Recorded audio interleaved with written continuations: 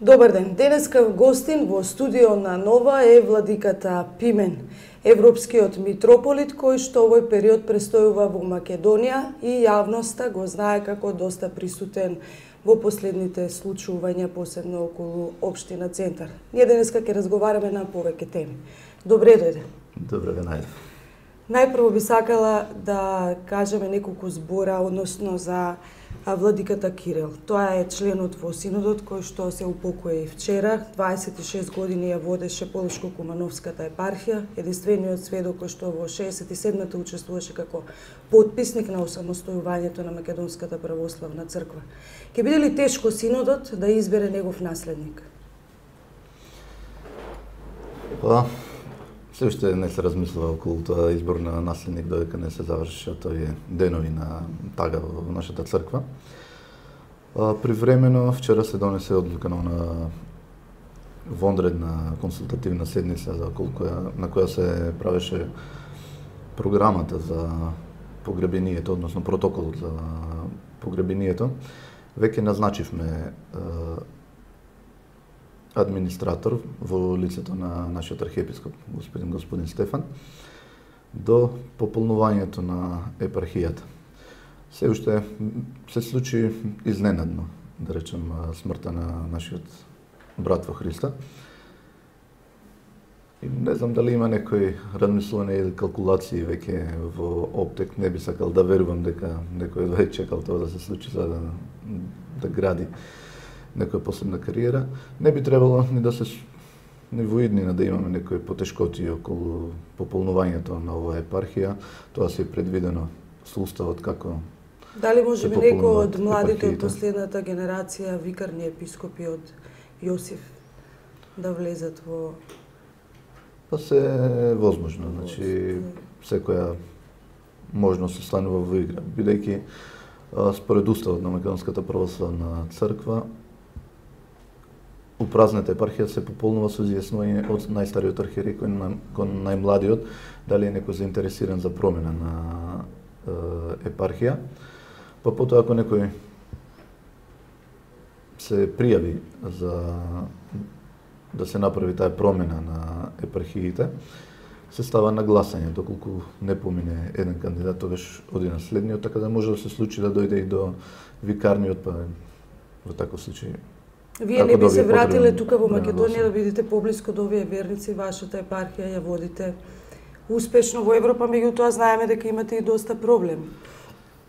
Па искрено речено, еве веќе 7-8 години наназад сум во мојата епархија и сите оној период на сеење, како би рекол, сега доаѓаат веќе наретони плодови од тоа сеење постојано во сиве овие години да се жнеат, така веќе имаме закажани осветување на црква во месец октомври во Малме, потоа следната година ние закажаме осветување на црквата во Мајнц во Германија, продолжуваме со градби во Тринген, во Виена, ќе се става камен темелник во Загреб, веќе во следниот период, така да со тешко срце би се оделил од мојата епархија и покрај тоа што, како што викате, има и некои потешкоти, особено на финансиски план, меѓутоа и тоа е веќе зад нас, е оваа година прв пат ја завршуваме со едно позитивно салдо, веќе влегуваме во една финансиска стабилност и...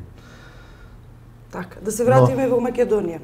Протестите околу црквата Свети Константин и Елена ја разбрануваа јавноста, но ги разбрануваа и редовите внатре во Синодот.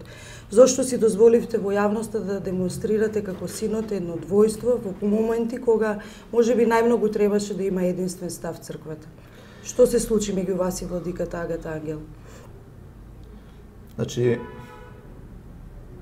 беше тоа судир на два погледи на демонстрациите, дали е спонтано или не. Но фала му на Бога, секој е лошо е за добро на црквата. Значи, еве, според она што го констатираат социјалните мрежи, она што кружи веќе како приказка, дека благодарение токму на таа различитост во изјавите, црквата се го враќа својот авторитет меѓу луѓето, а она друга група која посмета дека јас сум пресмел со своите изјави, е приврзана кон изјавите на Дедогата Ангел, ние меѓу нас немаме лична караница.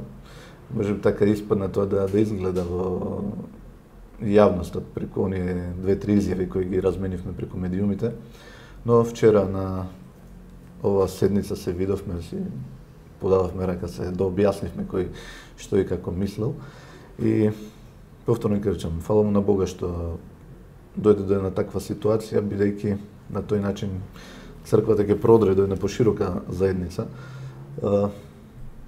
Значи, се случува да добијам и како порака или во инбокса на Facebook страницата што ја имаме поддршка и од еден обичен граѓанин, да речем, но се случува да стигнат пораки од истакнати личности, од професори, доктори. Со поддршка до вас. Да, дека е тоа.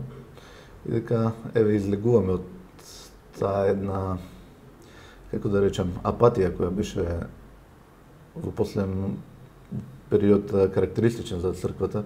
Бевме западнати во некоја апатија со неколку последни изјави кои од одредени луѓе од црквата по одредени ставови како абортусот или еве Има, да, се чувствува во јавноста така, нели, можеби грубо ќе звучи, двојство, дека постои помеѓу постарата генерација и вие како помлада генерација која што е поприсутна во јавноста и преку социјалните мрежи и преку директните контакти. Дали и по други прашања имате некое такво двојство, па се решава по пат на послушание? Знам дека еве владиката Петар во Австралија има забрането на свештените лица дури и да го употребуваат Фејсбукот. Дали можеби вие за тоа добивате некои пенали, да кажам, на тие седници на синодот и од господин Стефан, морате да покажете некое послушание, да се правдате на крајот на краиштата? Не, значи секој владика си е независен во своето работење во својата епархија.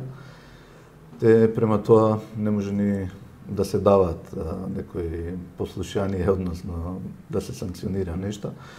Секој си има свој пастирски пристап кон нештото, секој сам си го прави тој пастирски пристап. Еве, деновиве имаше и некоја информација по медиумите дека и рускиот патриарх Кирил дал препорака до монаштвото да не се користи интернетот преку нивните компјутери и мобилни телефони. Има смисла и таа забрана, бидејќи и интернетот може да стане пасија, интернетот може да стане една наша. Но вие имате спротивен став. Да, меѓутоа, значи, зборувам за оправданоста и на таа изјава. Значи, ако стане тоа посилно од нас, ако повеќе од времето го поминуваме на интернет, наместо да бидеме реално со паствата, тогаш доаѓаме до една заробеност од една страст, како што е и секоја една друга страст, например алкохолот или наркоманијата. Така може да се јави таа страста на зависност од интернет и затоа се препорачува, значи, од страна на патриархот. Од друга страна, значи, сум пишувал и текстови за тоа дека потребата од интернетот и од тај брз проток на информација е неопходен во ова време, што е мој личен став, бидејќи најлесен пристап до информации и најбрз проток на информација имаме токму преку социјалните мрежи, преку кои можеме да организираме некој настан и сето тоа брзо да ја пренесеме информацијата и има ефект сето тоа. Еве и овие последни случувања, благодарение токму на тие социјални мрежи, на тој интернет и Facebook, успеа толку брзо да се прошират и да има таков еден ефект меѓу народот.